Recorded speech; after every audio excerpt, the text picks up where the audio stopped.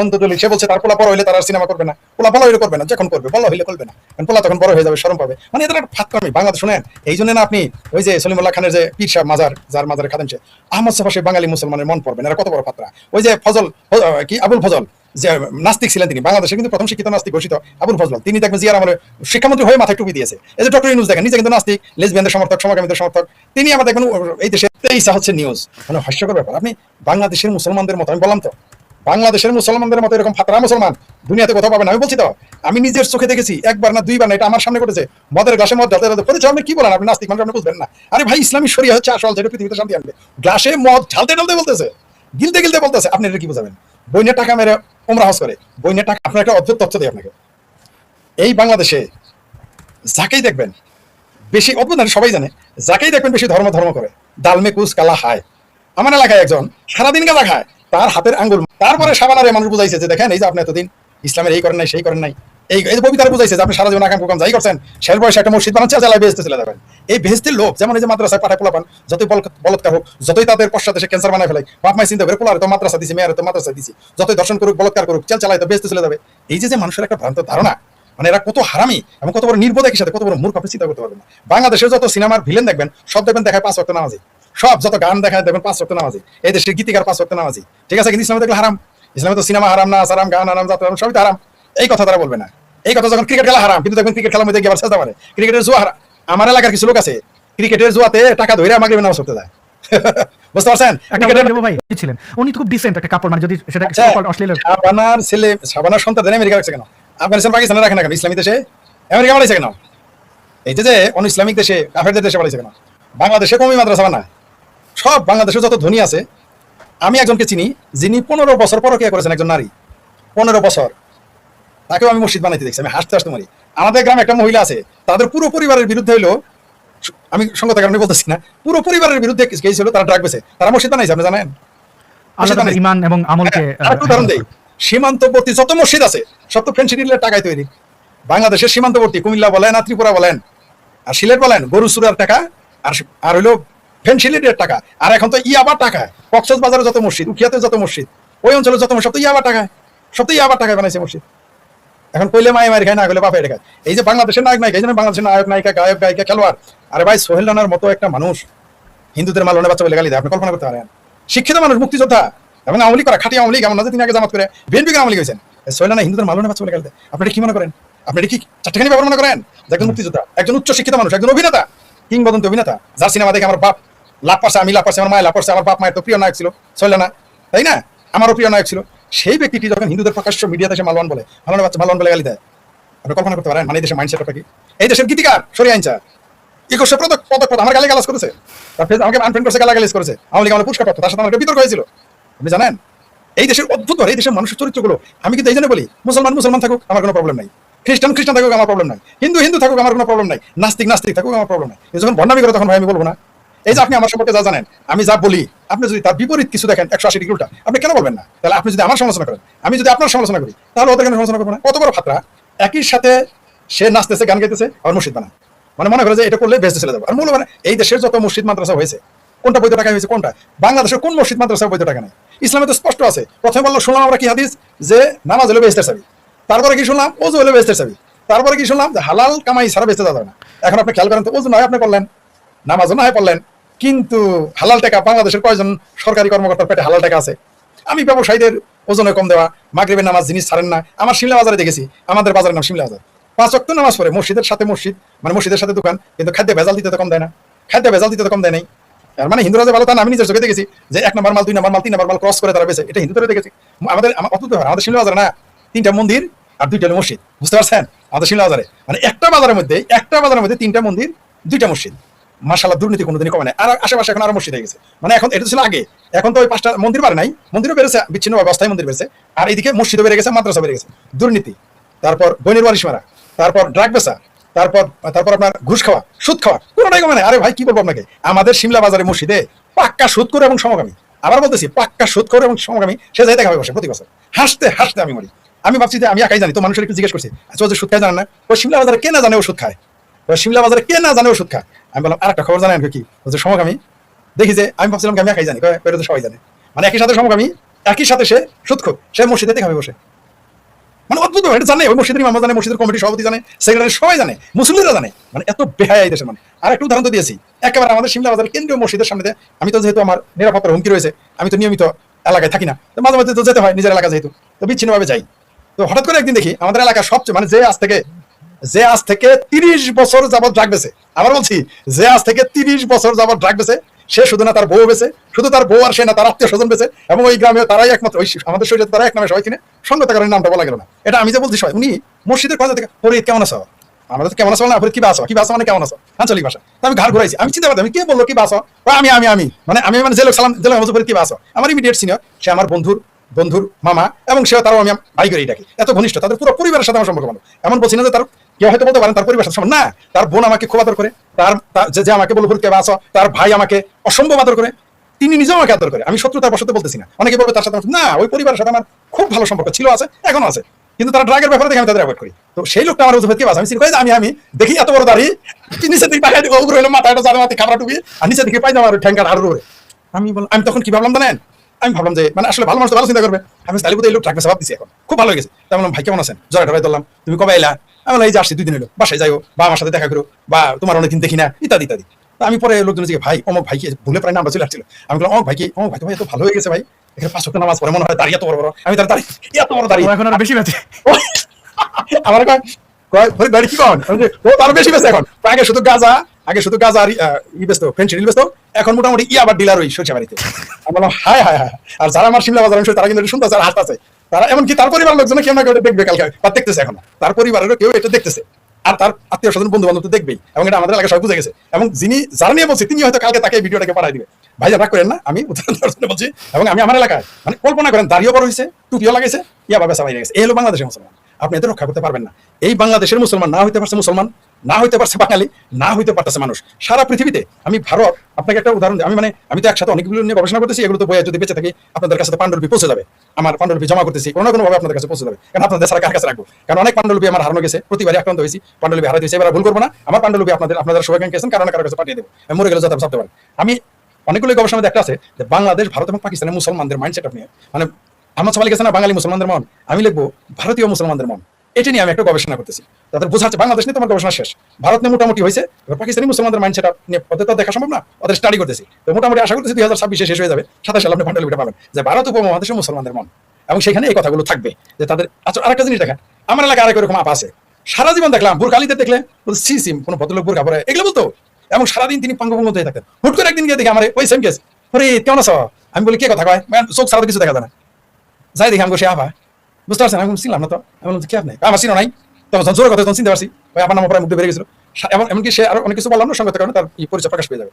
আমি অবাক হয়ে গেছি, সারা জীবন নাচছে গান গাইছে, হঠাৎ করে বোরকা, মানে এই দেশে আমি বলছি না, কেউ আবার এটাকে বলবে তুমি কি পরিবর্তন দেখতেছো, এটা পরিবর্তন না, এটা বাটপারি, এটা হচ্ছে বাটপারি। আমার একটা উদাহরণ দেই, এমইএস এর ঘটনা বলি, ঢাকার এমইএস এর মিলিটারি ইঞ্জিনিয়ারিং সার্ভিস, আপনার যেটা সিভিল ইঞ্জিনিয়ার যারা মিলিটারিতে, তার একজন নাম ইমাম হোসেন, সারা জীবন চাকরি করছে না, রিটায়ার্ড হয়েছে না, এখন নামাজ পড়লে নাকি মানুষের মানে চরিত্র পাল্টে, সে তো কোনোদিন ঘুষ খাওয়া বন্ধ করে নাই।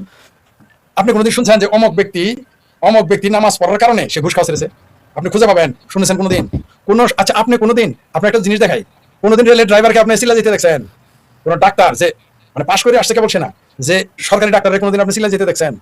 আপনি কোনো ইঞ্জিনিয়ার চাকরি বার করে সিলা যেতে দেখছেন? কেন যায় না? কেন, কি কারণে? রাতে মাত্র কারণে 40 দিনের যে ঘুষ। আপনি কোনো সাব রেজিস্ট্রারকে সিলা যেতে দেখেন? একটা উদাহরণ দেই, বাংলাদেশের সে ক্লাস 1 অফিসার 12 টাকা খাইলে সৌদি আরব যায় হজ করতে। না এটা তো নিয়ম, ওই যে যত আকাম কুকাম বেশি। আমার পরিচিত কয়জন আছেন তাদের সন্তানদেরকে নিয়ে উমরা হজ করাইছে, তাই বললাম বাচ্চাদের উমরা হজে গেলেন, ঘটনা কি? কয় আল্লাহর ঘর দেখে আসেন, ভালো কথা, এই 6 মাস 1 বছর না যাইতে বলে ভাই পোলাপান মানুষ করতে লাগলো, আল্লাহর ঘর ঘুরে এলাম, তারপরে পোলাপান মানুষ হলো না। মানে এর মনে করে ওখান থেকে ঘুরে আসলেই ওই যে ভারতের একটা মানে ডি গ্রেডের নায়িকা, ভুলে গেছি এখন, আহা টিকটক বানায় সারাদিন, এখন ভুলে গেছি নামটা, কমলি থাকতো। এই বদমাইশ পুলিশ অফিসার কি বলতে জানেন, যে দাঁড়িয়ে রাখছি হজ করছি এই জন্য বের করে দিচ্ছে, এই বদমাইশ। তাহলে আমাদের এলাকায় একটা গল্প আছে, সম্মত করেন নামটা বলতেছি না কারণ আমার বন্ধু দাদা, নামটা বলতে পারতেছি না, আমাদের এলাকায় একটা গল্প আছে যে আমি তো হজ করে আইছি, এখন কি পাটে পানি দিব? কিন্তু পাটের ব্যবসায়ীরা জানে হজ করে আসার পর পাটে পানি বেশি দিয়েছে, মানে এখন সে আরো বেশি করে পানি দেয়, বাটপারি করে। এবং আমাকে যে আমাদের সাথে যে প্রতারণা করেছে, তিনি 7 বারের হাজি, 7 বারের হাজি। আমার বাবা তাকে অন্ধের মতো বিশ্বাস করতো, আমার বাবার কারণে আমি তাকে বিশ্বাস করতাম। 7 বার হজ করা, সে আমাদের অনেক ক্ষতি করেছে সে। অনেক ক্ষতি করেছে, অনেক অনেক সবসময় করেছে। আমি তাদের ক্ষতি করলে করতে পারতাম বা পারবো ভবিষ্যতে, কিন্তু করবো না, কারণ আমরা ওগুলো তো মানে কুকুরের পায়ে তো আর কামড় দেওয়া যায় না, তাই না? তার ক্ষতি আমি চাইলে একদম করতে পারবো। একদম একটা কনফেস করে, আমার খুব নিকটাত্মীয়, আমি বলছি না, একদম ব্লাড। সে ছিল ওই এলাকার মানে বোম্বের হাজিনা, মানে সেই অনেক আগে হজ করা, জাহাজে করে, এবং আমি মৃত্যুর আগ পর্যন্ত তারা দেখছি এমন কোনো মানুষ নাই সে জ্বালায় নাই। হজ করে সেটা পাগড়ি মাথায় দিত আর একটা আলখেল্লা পড়তো। আর সে যখন বেশি বয়স হয়ে গেছে, যখন আর অন্যদের ডিস্টার্ব করতে পারে না, তখন নিজের ছেলে মেয়ে ছিল অনেকগুলো, ছেলেদের মধ্যে মারামারি লাগাই দিত। মানে এই লোক সারা জীবন মানুষের জ্বালাইছে। কিছু লোকের আমি আপনাকে বোধহয় বলেছিলাম যে সে হজ করছে, ঠিক আছে, হজ করা, তারা ভাইগনা বলছে যে তার মামা যেদিন মারা যাবে সে কবরে গিয়ে পেশাব করবে। তাহলে কি কারণে করছে? মানে কত ভদ্রলোক সে। আর আমার এলাকায় না, আমাদের ফায়ার সার্ভিস তো বলছেন, ফায়ার সার্ভিস সব জায়গায় ফায়ার সার্ভিস ওটা দেখে সবগুলো হাজি একসাথে বসে গল্প করে। আমি তাদের দেখে একটু এড়াই যায়, উনি বসে আমি উল্টো দিকে মানে একটু দূর ডাকে যাতে না দেয়, এড়াই যায়। সব ডাকলে যদি নামাজ পড়তে মসজিদে নিয়ে যায়, বিরোধ করবো না, এড়াই যায়। তো আমার অনেকে বলে ফরিদ ভাই কয়েকদিন এড়াই যায়, ভালো করছেন, সবগুলো বদমাই। এখন কি করছে? ও সারাদিন হাজি গেলে বসে থাকে, আর কার ক্ষতি করবে সারাদিন সেই চিন্তা করে, ও কোন পরিবারের ধ্বংস করবে চিন্তা করে। এগুলো আমার কথা না। তাদের হেদায়েত। এমনকি একজন হাজির পোলা বলছে তার বাবা হলো সমকামী, আমাকে বলছে, আমাকে। আমি তুই কি বললা? তুমি কি বুঝা বলছো? কার কাছে কি বলছো? আমার বাপের কথা কি আপনার কাছে মিশা থাকবো? কারণ হজ করাইছি আমার, কেন হজ করাইছি যাতে বদমাইশি না করে। হায় হায়, কি বলে? এখন তার নাম যেন ওই ছেলেটা বেঁচে দিয়ে যাবে, মানে সে তার বাবা। এখন তোমার বাবার সাথে কথা বলো না কেন? কারণ বাবার তো চরিত্র ভালো না, তাই ভাবছি যে কাজের বুয়াটার সাথে হ্যাঁ মনে হচ্ছে। পরে বলছি কি করবো বাবা, হয়তো তোমার বাবার এখনো যৌবন আছে, নারী ঘটিত, কি করবো লেয়ারে যাও বাবা, তুমি তার সাথে কথা বলো। আপনি আসলে এক করলেন, আমার বলতেছে আপনি আসলে এক করলেন, কি হচ্ছে? আমার বাবা পরে বলতেছে ওরা তো সমকামী বলেন, অন্য কিছু বলছে, ওই কাম করে। মানে ওই লোক আবার মাদ্রাসা কমিটিতে আছে আবার। যাই হোক, এটা আমি প্রিয় দর্শক আপনারা বলবেন না যে এর মানে এই না আমি বলতেছি যারা আমাদের মতো কোটটাই পরা বা যারা আমাদের মতো হজ করে নাই তারা খুব ভালো, তা বলি নাই, তা বলতেছি না। এরকম খারাপ সব জায়গাতেই আছে, কিন্তু এরকম ভণ্ড হওয়া উচিত না। আপনি যদি মামুনুল হকের 500 একের জায়গায় একজন নারী নিয়ে ধরা পড়া আর একজন শিক্ষকের ধরা পড়া এক না, কারণ মামুনুল হক সারাদিনের বিরোধী থাকে। আমি মামুনুল হকের ব্যক্তিগত তার চয়েস এটা আমি সমালোচনা করি নাই, আমি কিন্তু মামুনুল হকে একজন নারী নিয়ে এসে মিচুয়া তারা তো দর্শন করে নাই, হিপোক্রিট, এটা হচ্ছে হ্যাঁ এই জন্য আমরা মামুনুল হকের এই জন্য সমালোচনা করি না যে সে একজন নারীকে নিয়ে বিছানায় ছিল। নো, সে হলে একই সাথে বলতেছে যে ব্যভিচার করা যাবে না, হারাম, কিন্তু সেই কাজটা করেছে। যেমন এই যে আমি এত নীতি কথা বলি, এখন আপনারা যদি কোনোদিন শুনেন যে আমি কারো কাছ থেকে দুর্নীতি করেছি, বাটপারি করেছি, তাহলে সেটা কি হলো? কারণ আমি নিজেই মাউথ পিস হইলাম সততার। আর আমি একজন সমালোচনা করলাম যে সে ড্রাগ বিক্রি করে, সে ঘুষ খায়, সুদ খায়। আমি যদি এগুলো করা শুরু করি, যেমন আমি মাইক্রো ক্রেডিটের, আপনি বলছিলাম যে একটা ব্যবসায় নামবো, সেটা ছিল মাইক্রো ক্রেডিট। আপনি বিশ্বাস করেন আমি দেখলাম যে মাইক্রো ক্রেডিট না, মানুষের বেশি শোষণ হয়ে যায়, এটা আমি পারবো না। নইলে আমাদের একেবারে পুরো মানে প্রয়োজনীয় যত টাকা সব লাইসেন্স সব দিতে চেয়েছিল। আমি 4-5 জনের সাথে কথা বলেছিলাম, নিয়োগ মোটামুটি আমার মন টানলো না যে শালা ইউনুসের মতো খাচ্চর যে বাংলাদেশকে শোষণ করলো, আমরা আবার সেই মাইক্রো ক্রেডিট করবো, অন্য কিছু করবো যেটা মানুষের জন্য কল্যাণ করা, আরো কিছু হতে পারে, সেই পরিকল্পনা আমরা করেছি। সারা দেশে আমি মাইক্রো ক্রেডিট করার মতো অবস্থান বিনিয়োগ সে আমাদের সাথে করতেছিল, আমরা করিনি। এমনকি ভারতেও তিনি বিনিয়োগ করতে চেয়েছিলেন, ভারতেও, যে সেখানে মাইক্রো ক্রেডিট করি। আমি বলবো মাইক্রো ক্রেডিট আমরা যাবো না, মন আমাকে টানে না, কারণ সব কাজে সবাই পারে না রে ভাই। তো আমি যেমন মানুষের শোষণের বিরুদ্ধে কথা বলি, আমি বাক স্বাধীনতার পক্ষে কথা বলি, আমি যদি শোষণের পক্ষে যাই, বাক স্বাধীনতার বিরুদ্ধে যাই, তাহলে আপনি তো আমাকে, তাহলে আমার অপরাধটা কিন্তু সাধারণ আওয়ামী লীগ বিএনপির চাইতে আমার অপরাধটা অবশ্যই বেশি। কাজ কিন্তু একই। যেমন একটা পুলিশ যখন ডাকাতি করে আর সাধারণ মানুষ ডাকাতি করে, তাদেরকে ডাকাতি দুইটাই, কিন্তু অপরাধ কিন্তু পুলিশের বেশি, কারণ সে আইনের প্রশাসনের মানুষ। সেই জন্য বলছি প্রিয় দর্শক, এখানে রাগ করবেন না, ওটাই আলাদাও করে কাজ, আমাদের মতো দাড়ি মোছারা ক্লিন শেওয়ালা ভদ্রলোকেরাও করে একাম কোকাম। আমি তা বলতেছি না সবাই সাধু, কিন্তু যারা ধার্মিক ধর্মের কথা সারাদিন বলে, মাদ্রাসায় বলৎকার আর সাধারণ জায়গায় বলৎকার এক না। মাদ্রাসায় আপনি কোরআন পড়েন, হাদিস পড়েন, সেখানে আপনি শিশুদের, তাও আবার শিশুদের বলৎকার করতেছেন। এটা যেমন এই অপরাধের উপরে কোনো অপরাধ নাই পৃথিবীতে, এটার সাথে আপনি অন্য অপরাধ তুলনা করতে পারবেন না। সেই জন্য এবং নবীরা তাদের অন্যের বউ দেখে পছন্দ হতে বলতে দিয়ে দাও, এই কথাটা যদি আপনি বলতেন, এই কথাটা যদি আমি শেখ বলতাম, এই কথাটা আসাদুল বলতো, তসলিমা নাসরিন বলতো, সাইফুল বাতিল টিটু বলতো, আসিফ মহিউদ্দিন বলতো, তাহলে কি বলতো জানেন? রায়হান জুয়েল বলতো, তাহলে বলতো আমরা ইসলামোফোবিক, আমরা মুসলমানের বদনাম করি। কিন্তু এই কথাটা কি, এটা কিন্তু আজ পর্যন্ত কোনো নাস্তিক বলে নাই, কোনো মুক্তচিন্তা বলে নাই। এমনকি কথিত যাদেরকে ইসলামের দুশমন ঘোষণা করে, তারা কেউ কিন্তু এই কথাটা বলে না, যেটা দেখেন কে বলেছে, জামাতের থিঙ্ক ট্যাঙ্ক ইসলামিক। আলহামদুলিল্লাহ, ঠিক আছে, অনেক ধন্যবাদ শিফার ভাই। আমরা একদম শেষের দিকে 2-4টা কমেন্ট পড়ে আমরা বিদায় নিচ্ছি। এটার নাম কি? ফাহাদ ফারাবি। আচ্ছা, আমার এখানে নামগুলো ছোট আসছে। বলছে আসাদ নূর কত বড় হিপোক্রেট হবে। আচ্ছা, হিপোক্রেট নাস্তিক, তার যত মাথা ব্যথা শুধু ইসলাম ধর্ম নিয়ে, অন্য কোনো ধর্ম নিয়ে কোনো সমালোচনা নেই ভাইয়া, একটু শুরু থেকে দেখেন। এবং আপনার বন্ধুদের এখানে পাবো। শুরুতেই আপনি হিন্দু ধর্মের লোকদের সমালোচনা করলেন, এই গর্তবাসী বলে কি? না, অসুবিধা নেই, আমরা হিন্দু গান্ডু পাবো। এখানে একজন বলেছেন যে এই বিষয়গুলো বাদ দিন, হিন্দুদের ব্যবহার করে ব্যবসা করবেন না। আচ্ছা, এটা একজন বলেছেন, একজন হিন্দু না মুসলিম যে বলেছেন। তারপর ফরিদ ভাই, আসাদ ভাই এখন ইমান আছে, নাস্তিক মুরতাদ হতে পারেনি। মানে একজন হিন্দু ব্যক্তি লিখছেন যে আমাদের এখন ইমান আছে, আমরা আমাদের রক্তে মুসলমান, আমরা এখনো সহি নাস্তিক হইতে পারি নাই। ধন্যবাদ শ্রীরামাল্লাহ, আপনার কাছে সার্টিফিকেট পেয়ে। একজন বলছেন যে ফরিদ মরার আগে যা খাবার খেয়ে নিস। তো দেখেন, হিন্দু মুসলিম যেগুলো ধর্মান্ধ সবগুলো কিন্তু আমাদের বিরুদ্ধে। থ্যাংক ইউ সো মাচ, আপনাদের ধন্যবাদ। আপনারা এতক্ষণ ধরে দেখেছেন, বোঝেননি এই জন্য দুঃখিত। আপনারা আবার দেখেন, বুঝতে পারবেন। আবার না বুঝতে পারলে 2বার দেখেন, 3বার দেখেন, মানে ডাউনলোড করে দেখেন। মরার আগে যা খাবার খেয়ে আমার খুঁজে পাবে কই? তারপরে একটা ওয়াজ নসিহত করে শেষ বক্তব্য দিয়ে আমাদের শোটা এখানে শেষ করি।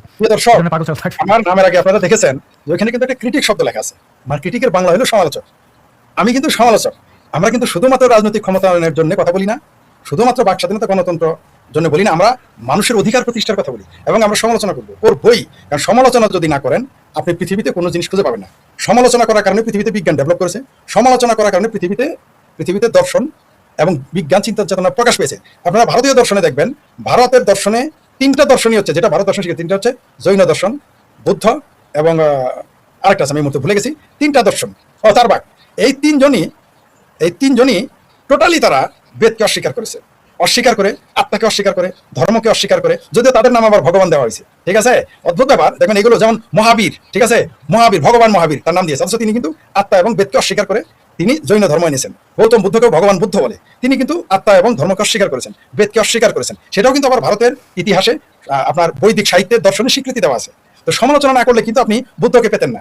যে হিন্দু লোকটি, যে সনাতনী লোকটি আসাদকে সমালোচনা করলেন বা আমাকেও কয়েকদিন পরে সমালোচনা করবেন বা করতে পারেন, এটা আপনার অধিকার আছে। আমরা সমালোচনা আপনি করেন, সমালোচনা করেন, কিন্তু তো অপবাদ দেন না। মানে যা সত্য, যেমন আপনি লিখতে পারেন আমার মোষটা ভালো না, খারাপ লাগতেছে, বলতে পারেন, অধিকার আছে। কিন্তু আপনি বাধা দিয়ে না বলে তুই মোষ রাখতে পারবে না। আপনি বলেন মোষটা রাখলে ভালো লাগবে, বা মোষটা ছোট করলে বা বড় করলে বলেন, এটা সমালোচনা। কিন্তু আপনি বলেন তুই মোষ রাখলি, এটা আপনি বলতে পারবেন না। বা আমি মোষ কেটে ফেললাম, আপনি বলেন তুই মোষ কেটে ফেলি, এটা আপনি বলতে পারবেন না।